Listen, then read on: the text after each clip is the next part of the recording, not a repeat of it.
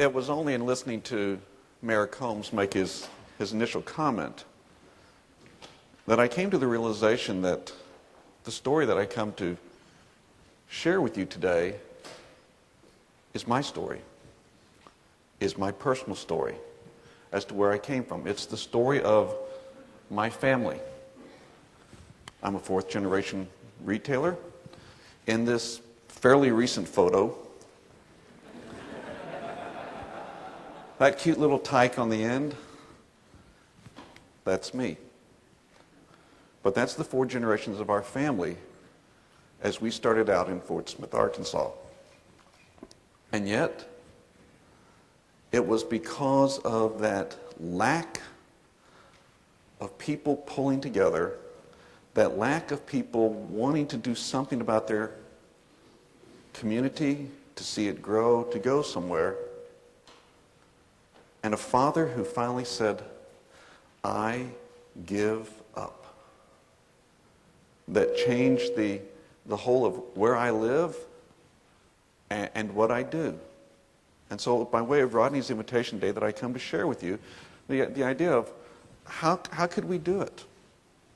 It's not an unfortunate story. It's just a story that perhaps we could do something somewhere to take and help people in their communities to take and connect the dots, to make towns to be what they can be, so that everyone will enjoy coming downtown and enjoying the traditions, the cultures, and even the train tracks that manage to run through our town. So as we look at it, I hope each of you got a set of the presentation notes coming in, and I hope that each of you picked up one of these cards. I don't want to be identified just as a person who comes and speaks as, oh, here's a retailer, until he's really got the experience. He's not speaking from an academic standpoint, he's speaking from a firsthand. I want to be known to be the person that as I speak with you and I work with you, that you do something with the information. And so I have this tradition that I've been doing for the last 10 years. This is an oversized postcard. My invitation for you in participation this morning is that you would take the postcard and address it to yourself. Home or at work, address the postcard to yourself. Flip it over to the other side, keep it close to hand. Understand for the person who's got the concern, this is not a marketing piece. It's nothing that I do. It's following up on exactly what my postcard says, and that is we know that as adults, if we don't do something with what we've heard within a very short time span, the odds are we'll do nothing at all. And so you come and you listen this morning, and in the hour you hear something and you think, that's what I need to do. But then the time goes and you walk away and nothing comes from it. So my offering is that as you have your pen and the postcard nearby, that you would take and here's something that's important to you. Down in the little bottom section where there's the dotted lines, it says, here's what I'm going to do when I get back to work. And you write it down. And then when we are through being together for today, what I'll ask you to do is, I want the postcards back. I want to hold on to all of them. I personally read every comment on every postcard. I will pull out a pen that I will make notations on your postcard before we mail it back to you. I make notations in green ink. I use green. It's the color of money. Money is what we're here to talk about, helping people to make money. And 14 days from now, I'll mail you back the postcard. And now there's your challenge. It's your idea, it's your note, it's your handwriting. The challenge is whether or not you're going to follow up and do something with it. So let's look at what we're going to look at today. The concept of advertising. By itself, does advertising really work? And I focus on the concept of advertising because that seems to be the common bond that with a group of businesses, we use advertising as a way to pull them together, come up with something as a focal point. And my belief is that, yes, it does. I'll say several times as I make comments this morning, please do not see me as a media basher. When I was with the folks in Wisconsin, I got a couple of not nice notes from people in the media with a few comments about my feelings about the media. And I says, it's a proper blend, but it's got to be done differently than the way it's done right now. By itself, does it work? Well, there's a lot of options. Television, but television changes. I watched the news the other day back home in Arkansas of our ABC affiliate in the state capitol. And one Friday afternoon, about 2 weeks ago, their antenna, all 2,000 feet of it, somehow collapsed. And then it was a blog, and people were talking about watching it as they remember as it was being built. And I remember it being built. I remember on a Sunday afternoon, about 1965, at 5 o'clock, they turned it on. And we finally had ABC. We finally had 3 channels to watch. It was neat, a third choice. Today we've got hundreds. We've got available to us radio, and many of us remember when we finally got that thing called FM about 1968, 69. But now we got Sirius, and now we've got XM, and gee, now we've got, well, see, we've gone past 8-track tapes. But we've got other options of things that we can take and put our business into media-wise. We've got available to us newspapers. We've got available pieces of direct mail. We got all kinds of options. I mean, there's just options all over everywhere as to how we can take and attempt to get our message out to the world out there. Does it by itself work? Or, on the other hand, is the concept of advertising, is it a necessary evil? Perhaps. Why is it that people look at advertising and we are told that you expect a low return? We're told as retailers to expect a 1.5% to 2% return on our advertising effort, and that you've got to take and keep doing it over and over to get your message out. This is where I think the disconnect begins to happen. Because for too many of the retailers, they can't look that far into the future. They don't have that ability, whether it be financially, or they just have never been taught to look that far down the line as to where they're going. Let me give you an example. There's a mass merchant. They're now a part of somebody else. But they, at one point, sent out a flyer every Sunday. You got your Sunday paper, you got it. Now, they did so because the competition sent out a Sunday flyer. And the president and founder of the company told my friend, who was the director of advertising and marketing, that we're going to do this because they do it and they're bigger than us. And that was the logic. Now, look at the statistics. 8% of their sales over the course of a year came as a result of their advertising. 92% of the customers were going to walk in the door anyway. That's what I read. 92% of the customers were going to walk in the door and shop with them anyway. 4% of the advertising, so that's 4% of the 8%, will buy something that's not on sale. The other 96% that comes out of that 8% are coming in to buy what's on sale. And if someone in the store says, let me tell you about something that's not on sale, no. It's not in the flyer, it's not on sale, I don't want it. Now, particularly those of us who are smaller retailers, the independents, when we as an owner of the business, we are everything. I'm the floor sweeper, I'm the manager, I'm the owner, I'm the advertiser, I'm the salesperson, I'm the clerk, I'm the do everything. When it comes to looking into things in depth, it's not that we're not smart, it's that we got too many hats to wear. And we have to wear all of them at all the time. And so we run into challenges like this.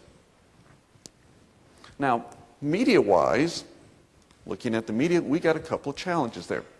Number one is this one. I always caution retailers about run, don't walk from this media salesperson. They come in and they sell you some time, or they sell you some space, and then say, what do you want to run in this ad? And I say to them, understand that that media person has done their job. They're through. They sold you some time, they sold you some space, they've completed their task. And now they're waiting for you to decide, what are you going to do?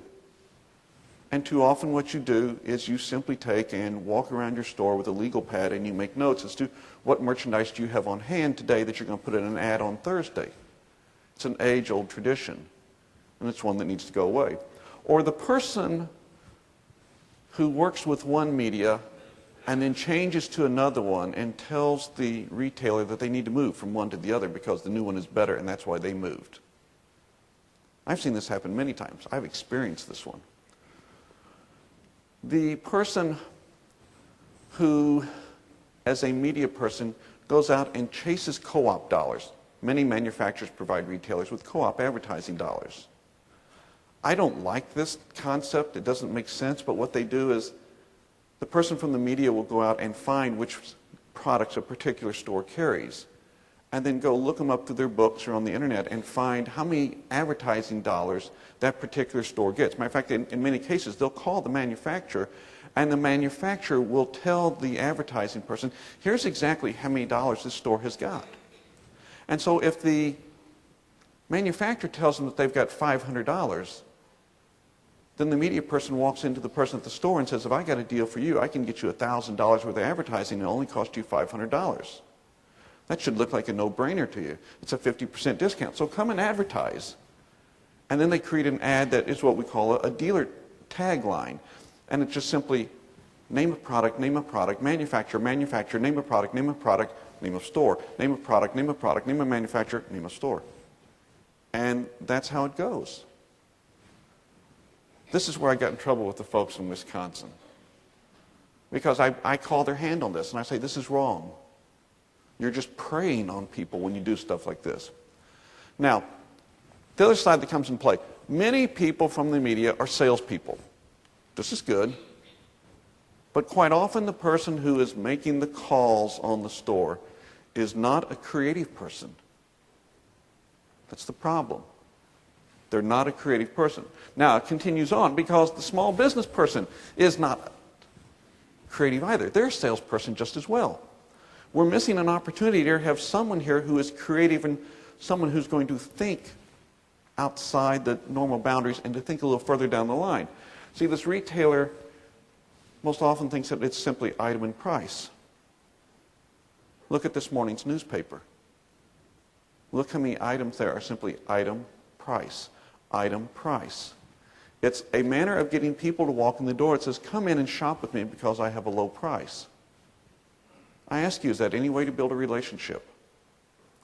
Is that any way that I'd like to build a long-term relationship with somebody because I can be cheaper than somebody else? We know that about 8 or 9% of all the people out there shop solely based upon price. Yet for some reason we continually fall into that, let's chase that kind of person all the time. If a store gains a customer because they've got a low price, they're going to lose the customer because the next store that comes up with the low price. That's part of the problem. Image advertising is hard for us as small people because we aren't consistent about it and we don't understand really how it works, and it's hard to have confidence in it. It's like trying to tell me that there's really a piece of glass out here and it would be okay if I would just walk out there. I can't see it. That's the problem with image advertising. I can't see it. I can't feel it. I can't touch it. And we in the retail trade, we're more of we got to touch it. It's got to be there. It's got to be something of substance. And as all the people who call on us, even the manufacturers reps and our suppliers who call on us, Bob, those people, they're not into concepts. It's here's an item and here's a price and here's what we're pushing for this year. And this is our theme for this year. And this is what we're inundated with over and over as retailers. This is where the disconnect comes. Then we've got these people. Where I came from, this was the town. We called them cave people.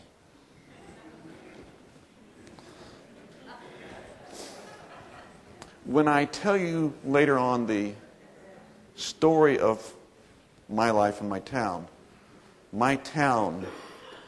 was cave people. They were all K people. Y'all come on in the back. Come on in this room. I don't mind you walking in. It's not going to bother me. Come on. Come on. Now, there's seats down front. And I don't spit that much when I talk. And if I do, I'll just back up a couple steps, okay? So we have some of those people. All right, so advertising. So people who think I'm going to be an advertising basher say, well, if advertising doesn't work, should I quit? And I would tell a retailer, absolutely, you should quit. You'll say, you mean I don't have to advertise anymore? And I'll say, oh, you'll come back to advertising. And they'll say, when? I says, you'll come back to advertising when you start your going out of business sale. But what's silly and what's wrong is when you just keep doing the same thing over and over and over and over again, and you go on this, well, you know, you got to do it for 2 or 3 years to get people's attention. No, I don't. No, I don't. The thing about particularly the independents, they're such neat people, but they're so passionate. They are so passionate about what they do. It's like two people falling in love. And they have fallen in love with the idea that they want to be a store. And they're blinded by everything else out there. And one of them is like sound financial management. We're totally blind to that concept. And we are really operating our business just 1, 2, and 3 steps just ahead of ourselves. And that's the challenge that you have in working with them. So, what we find is everybody's doing their thing. We're all just kind of winging it. Each store decides when they want to advertise, and it's just kind of a hodgepodge, and it's a mess. And then sometimes we do have this situation where our district is doing something. But quite often what happens with these retail promotions, even when we tie it in with a group of merchants and we have the one big or 2-page spread ad in the newspaper, those type of things, they only generate some real immediate response. And you get the comments from people who say, well, I like doing it, but you know, all I get's the price shoppers that come in, and that's a pain. I'm not after those people. It's not who I want. Sometimes they will, and then they advertise with you, and sometimes they won't. They'll simply just walk away and say, no, I'm not going to participate with the district anymore. I don't need to ask for a show of hands. It would be, I think the only person whose hands would be down would be the person who would say, I'm not a part of the district. I just came here to get out of the cold and sit and listen to somebody talk for a while. Because in every community, this is what happens. And it's hard to go back and persuade them to come in and participate again, to decide they want to be with it. It's a tough challenge. See, we've got all these people, the butcher, the baker, the candlestick maker. We've got all these people who are all over your community. We are a neat blend. We are all kinds of neat, beautiful people with doing unique things. I remember my town, but I didn't watch it as it began to fall apart. But I can remember a Saturday night in 1990, walking back through my downtown, 5 or 6 friends, and simply walking down the street. Okay, whose store was there? Whose store was there? Whose store was there? Let's see, it wasn't at the Ford dealership. Let's see, Christy, your dad was the pharmacist. That was his building, right? The other pharmacy in our town, we had 2. We were a big town. We had 2. One of the other classmates, his dad had one. Shay, where was your dad's store? We owned the General Mercantile store. And this big empty lot, that was it. That's where we were. That was our place. And now we're a parking lot for a bank. And why in the world a bank needs a parking lot that is that huge, I have no idea. Our downtown was disconnected. We were a community of people doing their own thing. We didn't have a problem with a train. We had a problem with closed minds. And we had the most beautiful location to work from, along the banks of the Arkansas River, literally on the banks. But we disconnected. There's this all for one, and now there's none for one and none for all. Is this what you experience? Is this what happens with us? I think we're wrong when advertising becomes the common bond. I know it's the wrong thing. It's not the way to build a relationship between a Main Street program and the merchants and their community. Advertising, as I teach, is talking to the public. That's everybody. See, like when I talk to Bob and some of his fellow dealers, I say, you got a problem when you advertise your pool stores in the media. You're talking to the public. There's somebody out there who has their pool cared for them by somebody else. So your ad goes by the wayside. There's a lot of people out there who don't have pools. So your ad, if it's in the newspaper, simply becomes a liner for the birdcage. Advertising is also trying to get rid of what you got. It's that lack of foresight by retailers. Because what they do is that when there's a program to come along to participate, they will take and decide on a Monday what they'll do on Thursday. What do I have on hand? What do I have that I got plenty of or that I know is going to be on the truck tomorrow, and I can put that in the ad for this coming weekend? This is, from a retailer standpoint, this is what advertising has become. Again, I'm not saying it needs to go away. It just needs to be in its proper place, and done properly, the store would spend more dollars in the media if they could do it right. Promoting is the concept that I like to teach. Promoting, instead, is the situation where I'm talking to my customers. I'll often ask people, I'll say, you bought a new product, you've put it in your store for the first time. How will you tell your customers about it? And they'll say, well, I'd put an ad in the paper, or I'd buy some time on the local radio or TV station. And I said, no. You're talking to the public. How will you tell this to your customers? How will you tell your customers that you've got something new in your product line? They don't know. And I said, do you know who your customers are? And too often, no, they don't. People come in, spend money, and they go out the door, and they have no idea who these folks are. Oh, they may know it's Sam, Joe, or Susan, or whoever, but that's about as far as they know who these people are. Promoting is talking to your customers. Promoting is where I teach them that you need to have what you can get rid of. Knowing ahead of time, learning how to buy merchandise well in advance so that the merchandise is sitting on the shelf. For example, there's one of the chains of dollar stores that initially built their reputation upon the concept that all of their merchandise came from leftovers.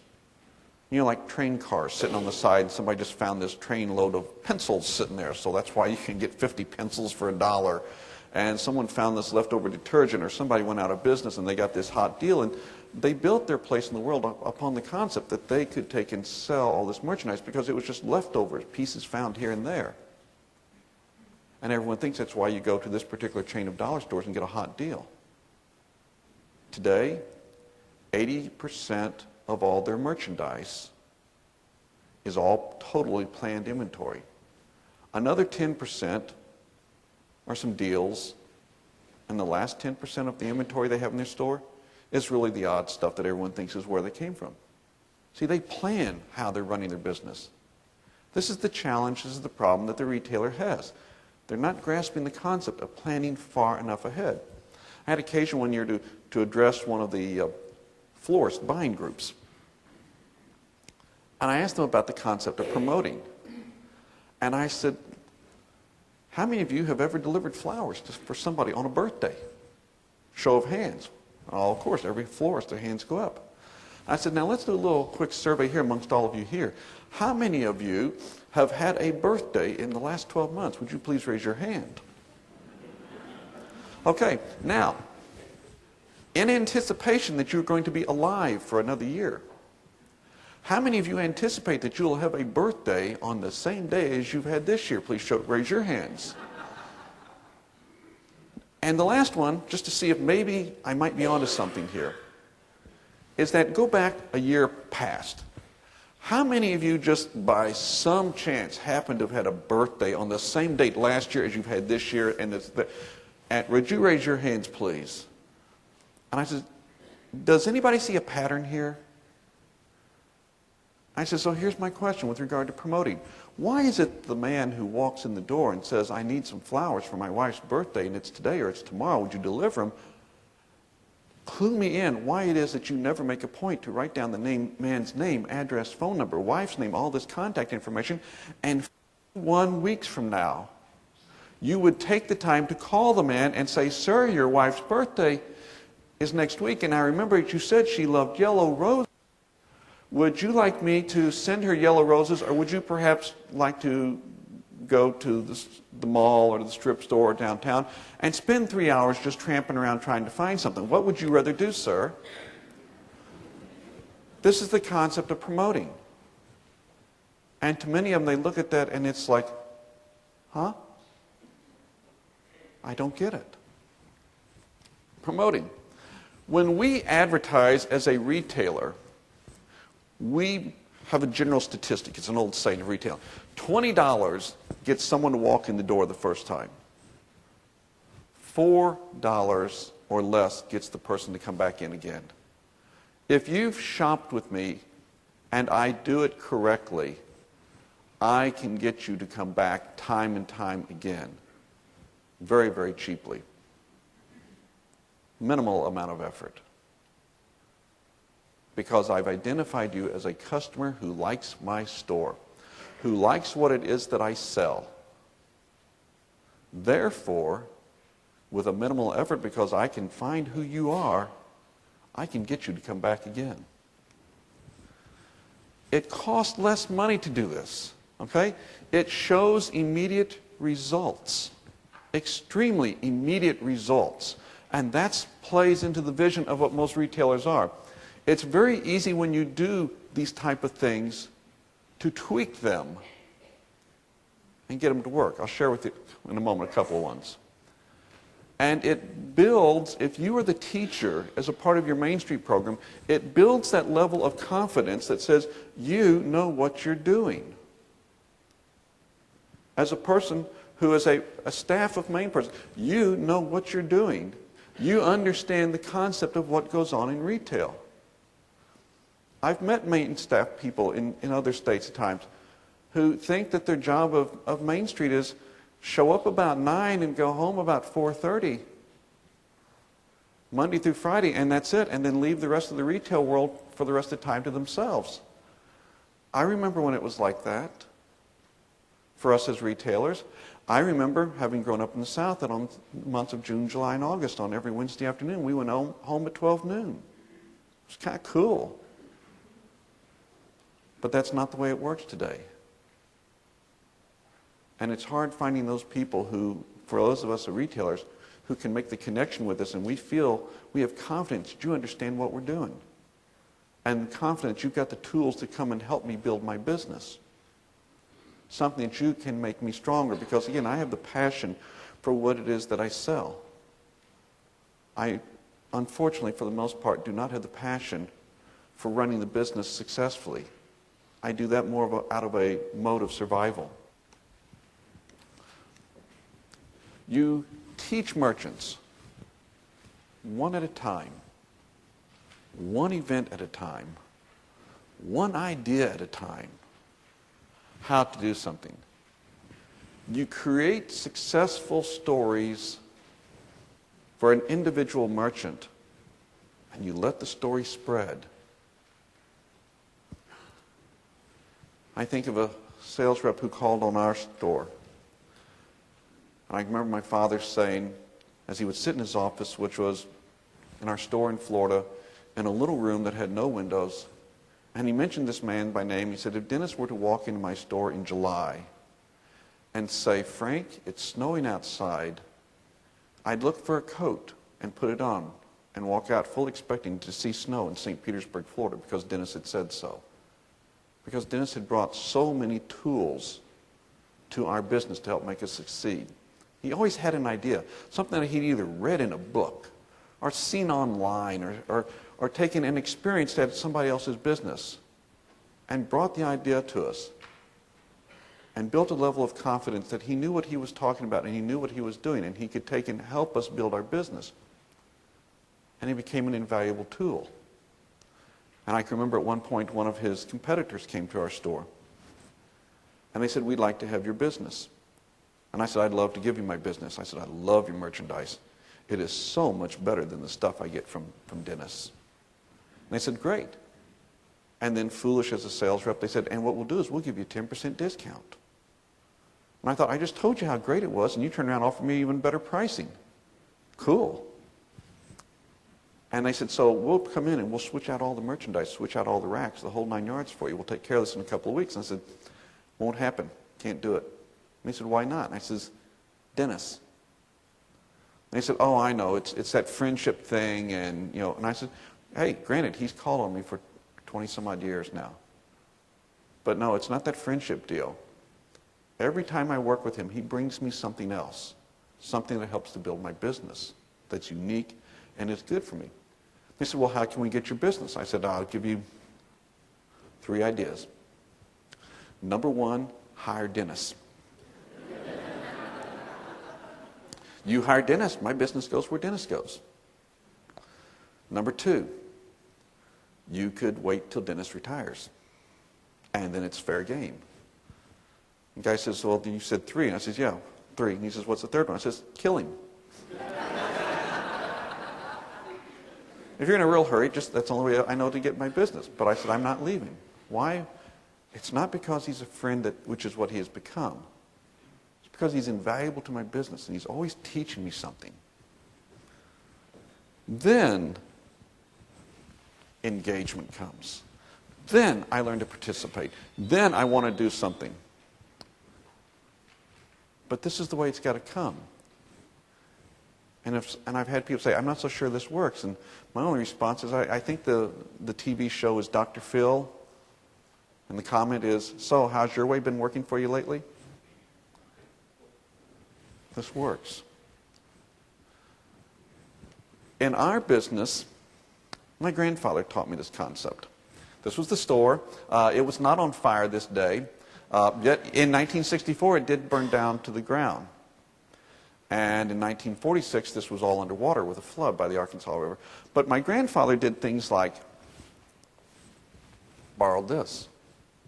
This truck came from the folks at, oddly enough, a local trucking line in our town. A couple of guys decided they would be freightmen.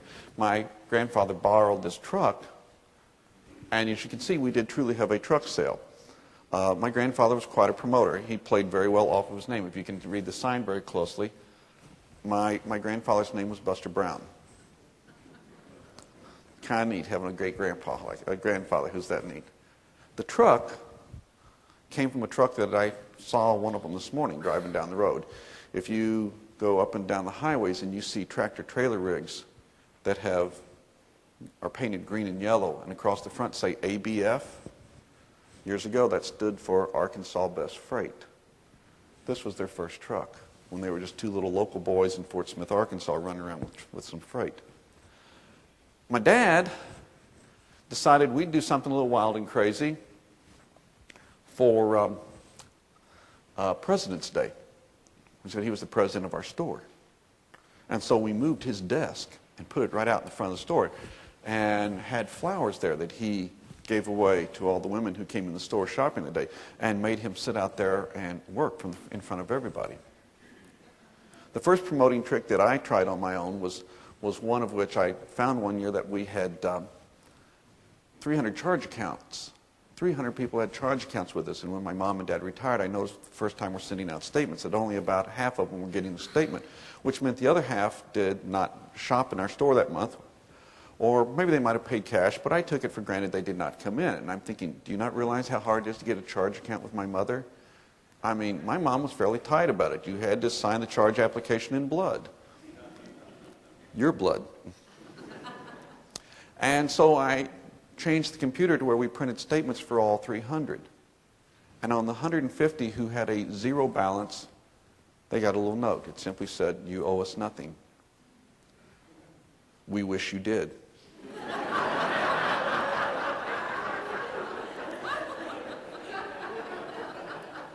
Please come see us. People walked in the door and said, I got the note. That's power promoting. The next month, all 300 statements were printed. Everyone worked in the store. They picked up all the statements from every customer that they knew who they were, put them on a clipboard, and the instruction was simply write them a note, some kind of personal note to that customer. They all wrote notes. Every one of us had people who would see us in the grocery store or someplace else and say, that was nice. Appreciate what you did. Very kind. One customer, the one that no one ever liked, made the comment as I visited with her, because I wrote the note to her. She says, you know, no one ever does anything like that anymore. No one takes the time to tell someone you appreciate them, just to call and say hello, that you appreciate their business. And then when we got into the concept promoting, as I tell the story when I teach it to retailers, I say, I want you to envision that I've got a bus. My bus is full of people, and I'm going to bring that bus full of people to your front door. How much would you pay me for that experience? How many customers would you like? I can bring all you want. How much would you pay me? You don't pay for the bus, you don't pay for me. But what would you pay to get people to walk in the front door of your business? And so I asked the question, and I said, how about $2? We'll go half of that for. I'll just go for $2. Is it worth it? And I said it was to me, and so from there on out, all 300 people every month got a statement. But in it, they got a coupon for some piece of merchandise that was absolutely free. No charge, free. You walk in the door. What's the catch? The catch is it's over there. You have to go pick it up. It's not sitting here at the cash register at the front door. You got to go get it. No, I mean, do I have to buy something? No, but it would sure be nice. And as I teach that to retailers, someone will say, well, wait a minute. What if they don't buy something else? And I said, then whose fault is that? Whose fault? And you've got the wrong merchandise in. I got them in the door. And they'll say, well, yeah, but then I've wasted $2. And I said, no, wasting $2 is when you put an ad in the paper for $1,000 and it draws no one. I said, I'm not picking on the media, but I said, here's the concept. You spend $1,000 and no one shows up. Go down to the newspaper, ask them for a refund. See, with my concept, you only pay when they walk in the door. And I think I'm very correct on it. If they don't buy something, it's your fault. I got them in the door. And every month we did that. We very quickly went from 300 people to 2,600 people who got our little piece of paper every month. They just said, it's free. Come to our store. This is the basis for which I do power promoting. Ways to get people to come in my door. What can I do that's different? What kind of weird sales can I have? There'll be a lot of people across the country who, in a couple of weeks, are going to have a Valentine's sale that I didn't invent. I just teach it. And it's stores that will take and say, on Valentine's Day, you walk into our store. Anything that's red or anything that has red on it is 10% off or 20%, whatever they feel they want to go with. I said, you don't have to put an ad in the paper to promote it. You just do it as a tradition. And St. Patrick's Day comes, you do the same thing again. And I said, then when you want to get a little crazy, you do something like this. You take and you have everyone who works for you have a red marker in their pocket. And the customer walks in the door, and they're looking at something. They're kind of looking it over. And you walk up to the customer and say, what are we doing? I see you're looking it over. Are you going to buy this? I said, I know. You're trying to find red on it, right? Huh? And I said, oh, so if it had red on it, you would buy it. They go, yeah, and I said, and they pull out the marker, and you find a bottom side of the box, and you go, shh. I said, if it had red on it like that, you would buy that. And the customer goes, oh, you can do that? And you say, yes, watch me do it again. But this time, pick something expensive. See, that's a concept. We call it power promoting, doing something a little wild and crazy. You find things. I wrote several books on the topic, okay? But I will tell you, other than the books, you can also go to my website and pick all these ideas. Everything I've ever written is up on my website. It's there. You can go have it. I have the largest retailer-oriented website that exists. And there's just tons of stuff all over it. I'm embarrassed to say I wrote the book. I collected the ideas and wrote them down. There's a difference because they weren't my original ideas. They're just things I saw, observed from lots of other people. How did they do stuff and how could I translate to somebody else? Now, you need to consider things, though. Creativity, budgets, the complexity of the promotion, potential results, merchant's reception, cave people. And I also tell you on your postcard, if you put your email address down there, every month I send you, on the first day of the month, I send you an email. It's called the e-retailer, and I put hey, here's a new promotional idea that we've heard or seen someplace that somebody's done, just really cool, and we thought it was a neat idea. Then, because you've had a success story, it's just like my story with Dennis. Dennis had one success piece, and then he built another, and another, and another, and it kept building. And then you tie in somebody else, and a second and third, or you get two people to do things together. We did promotions in our store. We did promotions with banks. One of our stores, we used to build Barbie doll houses and give them to banks to put in their lobby. And the sign in the lobby, this was one of our stores, was a hardware store, and we built this little Barbie doll house, and some of the products we sold in there. And it said something like, see Wachovia Bank for a home improvement loan. See Tom's Hardware for all your hardware needs. And then we put a paint bucket in the store, and people would draw their names in, and we'd give away like a gallon of paint every week. Does that work? A person who wanted a gallon of paint one day walked in the store. They had redone the shopping center that we were in. He says, oh, this store looks all new. How long have you all been here? And I said, opened in 1956 in this location. And I said, how long have you lived here? He says, I moved here in 1965. I've never seen the store. I could walk to his house. I could walk to the man's house. What was the disconnect? If he didn't watch TV, or listen to the right radio station, or read the newspaper on the right date, there was a disconnect.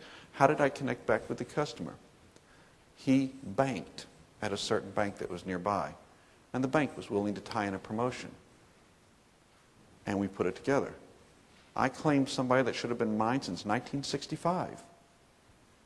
And this story I'm telling you happened about 1995. 30 years you have lived walking distance to my store and never knew that I existed? You know, that's my fault. My fault as a merchant. Teach them to get them in town, teach them to keep them downtown, tell them to work with each other, how to do things together. 2, 3, 4 merchants tying together. You build it one little thing at a time, one little store. That's all it takes. This one comes from, I want to say somewhere here in the Carolinas. A couple stores got together. Now it's a whole downtown program. It's called a snipe hunt. Okay, I mean, all right, no, we won't do show of hands. All right, but we all remember, hey, let's go on a snipe hunt, right? Good Southern tradition. Well, this is their snipe. This is the snipe. This is one of the stores who understood the concept of how to get into it. And right in there, there's a snipe hidden inside that Christmas tree inside their store. All right? Now, notice this one. This was the merchants and the media. The media is an important part. But the media's got to be used right, because otherwise they simply become the verbal punching bag, and they become the victim here and the blame catcher for everything that doesn't go right. It's like taking and trying to put a cover plate on a switch at your home and trying to do it with a hammer and go, it's the hammer's fault, I can't get the cover plate to go on here. No, you should have had a screwdriver. The same thing happens with the media. When we use them incorrectly, they're going to get blamed for the results that don't happen the way they should. Using it together. They had a weekend snipe hunt. The birds were bought by the stores. They hid them inside their businesses. And they had special bags printed up so that when you shopped in a store and you bought something, it said, by the way, here's all the other stores in our community that are part of the snipe hunt for this weekend. Magic Santa. This is my hometown. I grew up watching this promotion. 2008 would be the 47th consecutive year that they've ran this thing. I grew up watching this promotion.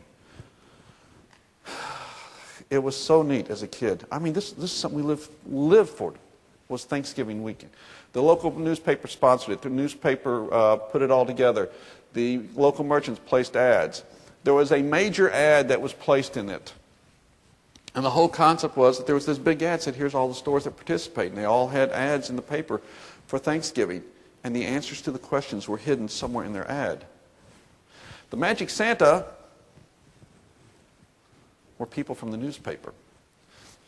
The idea was that as you saw the big ad, you clipped out this little paper badge and you pinned it to your jacket.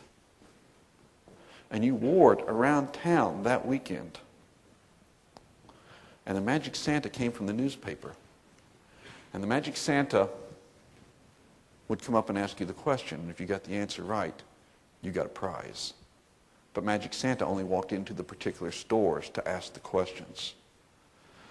One of the guys who ran the promotion for many years, I got to meet him, and he says, you know, some people just don't understand the concept of enjoying what we do. And he says, I have done it every year I've worked at the paper. I tell him, I'm going to be a Santa. I have to be a Magic Santa.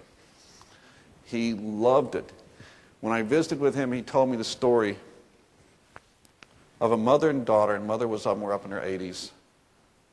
They lived in Paris, Arkansas, which was an hour's drive from Fort Smith. And he walked up to them at this store and says, oh, I see you're wearing the Magic Santa button. And he's just playing kind of coy about the whole thing.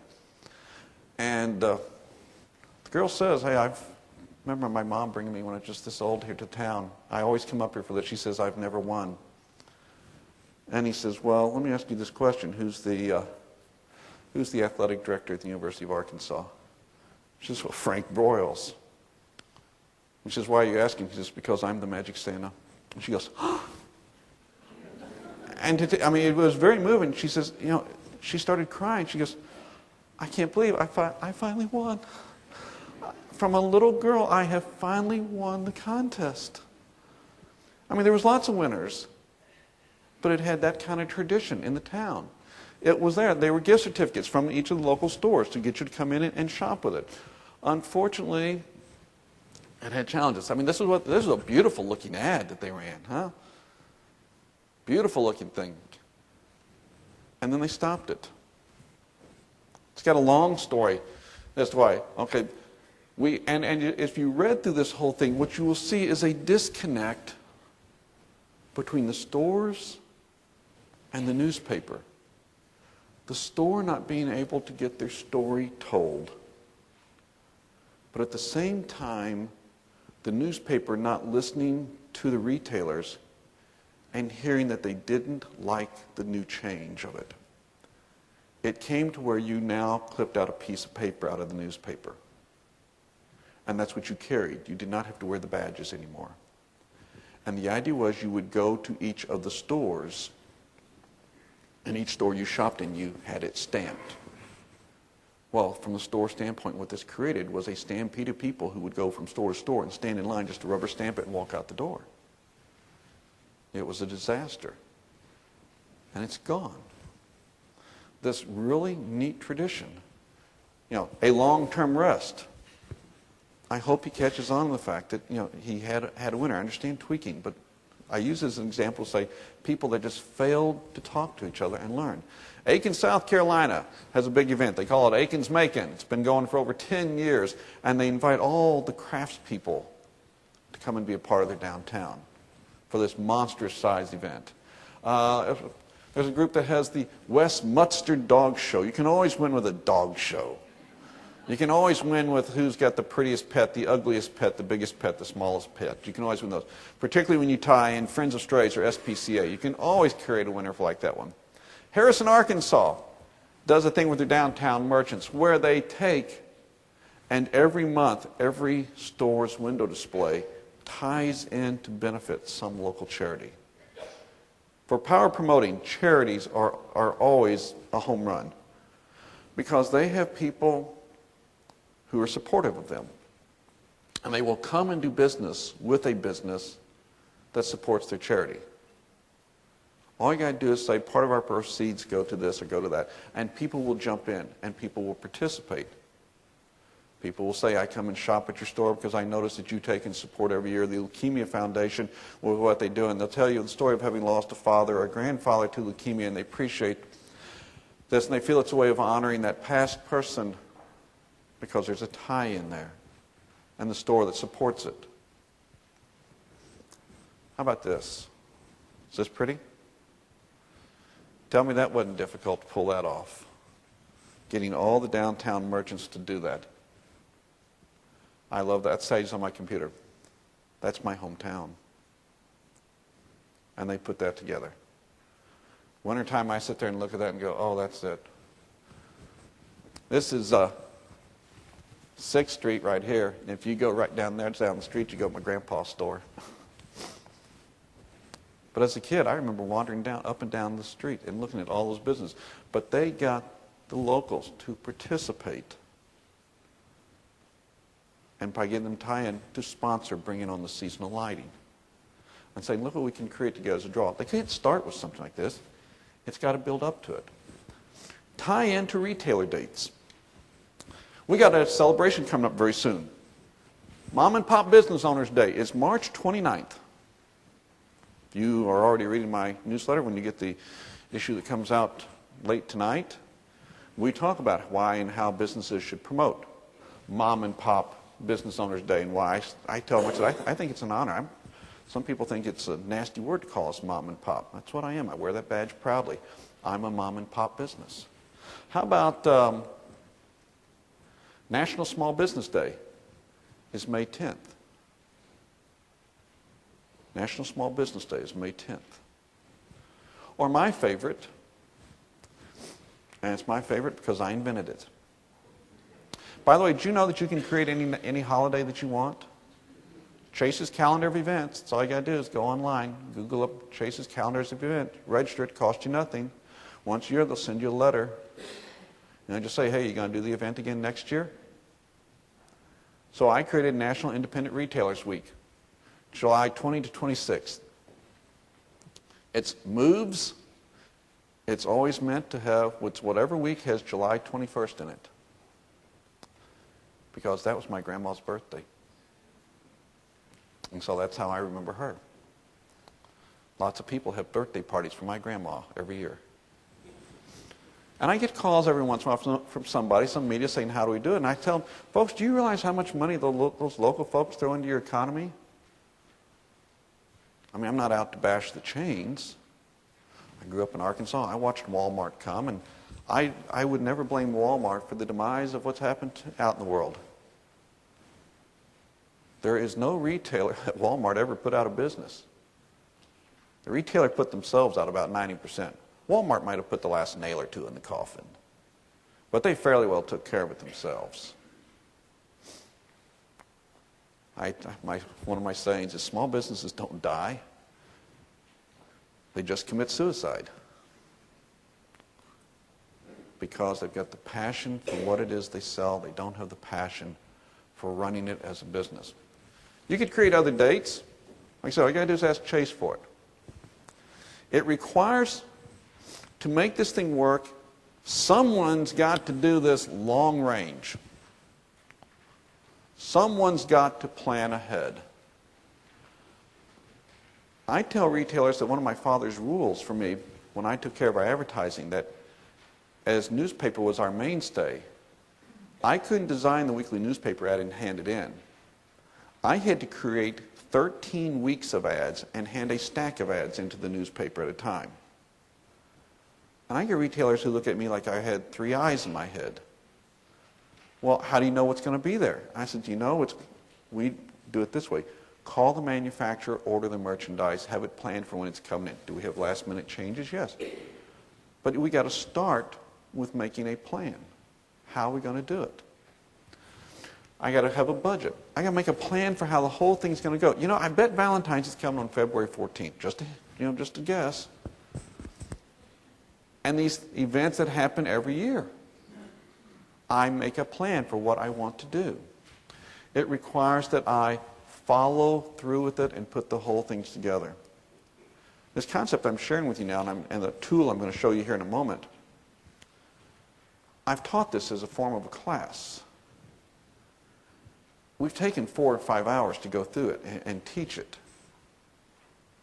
And the surprising thing is, particularly I can tell who the retailers are in the audience because they're the ones who are moaning and groaning the most. And I says, I know this is fairly difficult for you because this is a new experience. You've never sat down and made a long-range plan as to where you're going. You unfortunately believe that concept. If I work harder and I work longer, I'll achieve it. I said, no, I like the person. I was working with a group here in the South one day, and this couple walks up. Couple somewhere in their 50s. And they said, we have a question for you. We heard you tell the stories today, and we want to ask you a question about our business. I said, let us tell you about it. We've been in business for about 10 years. My wife and I, we take off about 8, maybe 10 weeks a year. Trade shows that we go to and stretch a couple extra days, and a couple of vacations during the course of the year. We take about 8 or 10 weeks of the year off for vacation. We don't work weekends in the store. We have a great staff. We work Monday through Friday, and we have a staff that takes great care of our business. Now, over the last, say, 3 years, including the pay that we pay ourselves, the two of us, and the dividends that we take out of the business, for the last 3 years, it's averaged somewhere between $200,000 and $300,000 a year. We'd like to ask you a question. Okay. Are we normal?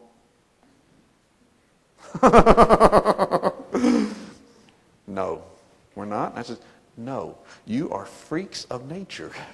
And everybody here wants to be you. Why don't I just sit down and you teach the class? I said, I'm thrilled to have you here. I said, I bow. I'm in awe. Cool. You need to tell your story. They do this stuff. You document what happened. They need to take pictures of how displays look, what sold and what didn't sell. In the chain store business, they call it planograms. For a small one, just take a picture and tell me what worked. We call it advertising, which is the bulk of it. Marketing, which is trying to build your image. How do I brand my image in the customer's mind so that I am the right store for that particular customer? And promoting. And I want people to learn that while promoting starts out being a very little piece of their budget, what if they made it grow? Okay, now don't be fearful if you're from the media where I'm saying, ooh, it grows, therefore the advertising budget comes down. As a percentage, it comes down, but it makes the store grow, therefore the overall pie gets bigger and bigger. What if I had a rule that said 20% of all of your advertising dollars could be spent only talking to your customers, not to the public? What would that do for your business? How would that change your thinking as to the way that you talk to people? Not just a disconnect within the business, but there's that disconnect between the store and their customers. So, teach people how to come up with a plan. Now, I'm going to do it for you. Everyone who's here, everything we do on our website, we have one thing and only one thing that we charge retailers for. And it's our AMP calculator, because it's this big honking tool that took us a year to build, and we store for people all their data on our website. So I'd like to see what we could do to kind of push things a little more in North Carolina. So for everyone that's here, if you use your postcard thing and put your note on it, I'll give you a free one. I'll give you a free one. I want you to go use it. It looks like this once you get up to the website. You can take as a Main Street manager, take it and use it, and take it to store, and print the stuff out and say, let me help you plan where you're going for the next year. How much of your money do you want to spend on promoting? How much you want to spend on advertising? How much for each of the different medias? And it comes up with down to the dollar how much in each month you're going to spend. And there's a place where they can say, and what's the name of the sale? And what's the dates of the sale? And it forces people to start thinking long term. So if you would like one of these, just on the postcard, take it, make sure we can find you and I can read your handwriting. And if somehow or another you write horrible and I lose you, then you just send me a note at some point, an email, and just say, hey, I was there at Rocky Mount, and how about I need a free calculator? Absolutely, we'll get it set up for you. So we've got this group of people here. There's our town. The question is, can you connect them back together again? But it's one dot at a time. You can't just plug us all together. It's requiring to work with one, and it grows to another, and it grows to another, and it grows to another, and it slowly but surely it involves all of us and the community. And cave people come out of their cave. So how is this My story. My father decided he wanted his own store. And so we moved about 65 miles down the road because a very good salesman called on us. The gentleman's name was O.C. North, friend of the family forever. Mr. North, when he was alive, loved to tell the story about there was a store owner who opened up a store in Little Rock, Arkansas. And because Mr. North had worked with this man in his store, his family store down in southern Arkansas, when the man went to Little Rock to open up his first store, he called Mr. North and said, "Come on down and help me." And Mr. North says, "I wrote the first order for his very first store as he decided to open." His name was Bill Dillard. Mr. North lived next block away from us. Mr. Dillard would come up and spend the night. Of course, that was in the days when shoe manufacturers made shoes in America. And there were a lot of shoes being made in parts of Arkansas and St. Louis area. Well, our town was 2,000 people. And my daddy got in trouble with the merchants at one point because he and this graphic artist in town came up with this promotion one day. So a card had a smiley face on it. Not that smiley face, but just a cartoon drawing. And two eyes that were pennies that I was the one who glued all the pennies on. And my job was then to put it on the windshield of every one of the cars up and down the main street. And I said, "We're glad to see you in downtown Dardanelle. Shopping's on us. Come down to Shea's store." "Oh, Mr. Shea, why would you do that? Do you realize that we need these parking meters?" My dad says, "Look, parking meters at this point in time in the 1960s, it's going to be a problem. Someone's going to take, and we're going to get what some of the bigger towns get, strip centers and where people can take and not have to pay for parking in our downtown area." He says, "The other side of the street doesn't have a lot of stores on it. We could move everybody over this side and we could level that. And at that point we could have a park and we would look and see the Arkansas River, which at that point had just been redeveloped, and watch the boats going up and down and the big lake that was being built by us." Well, Mr. Shea, if you keep doing stunts like that, giving away that, Ben Burnett, he's a nice man, but you understand that if we got rid of the parking meters, then what would Ben do for a living? Dad says they're building a bypass. 7, 27, and 22 are going to meet over on 5th Street. I came from a town that was 5 blocks wide. There was Front Street, 2nd, 3rd, 4th, 5th, and that was it. There was no 6th Street and there was no name, just first, front, 2nd, 3rd, 4th, and 5th. At just past 5th is where the intersection was going to be. And my dad says they're going to put a shopping center out there at some point in time. 2 years ago, it was the 3rd Walmart that they built there. It just kept getting bigger and bigger. And the kicker that finally got my dad to leave town was he said, "We have this wonderful opportunity here in the late 1960s. He says, "There's a movie out. It's coming out. It's called True Grit. John Wayne is in it. And Glenn Campbell is there." If you've ever heard Glenn Campbell, goes, "Hi, I'm Glenn Campbell from Devine, Arkansas." He said, "We got a local boy in it." And he says, and the young lady who plays the lead role, what does she say through the whole movie? "Hi, my name is Mattie Lee Roth, and I'm from near Dardanelle in Yell County, Arkansas." My dad says, "It's us. This is our chance." He says, "We could get them all to come here. We could do a big thing to play off of This Is True Grit's town." And they balked. My dad closed the store. And he moved to Florida and he bought a big store.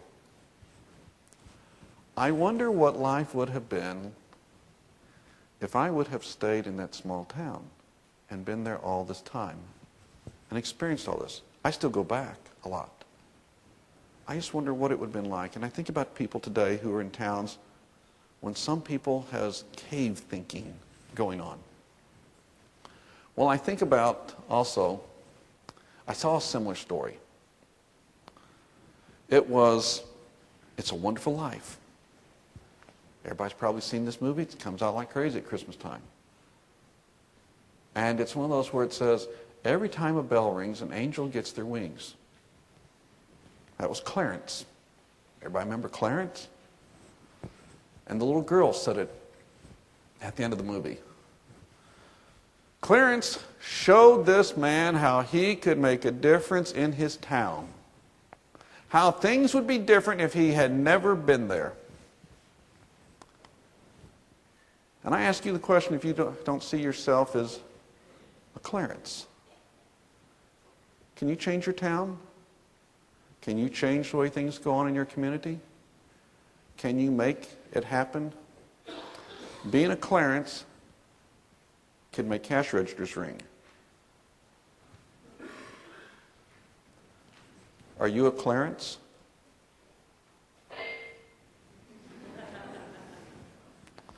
That's my question I ask you. Are you a Clarence? My closing 2 points. On the back of the presentation notes, there's an article about what we're talking about today.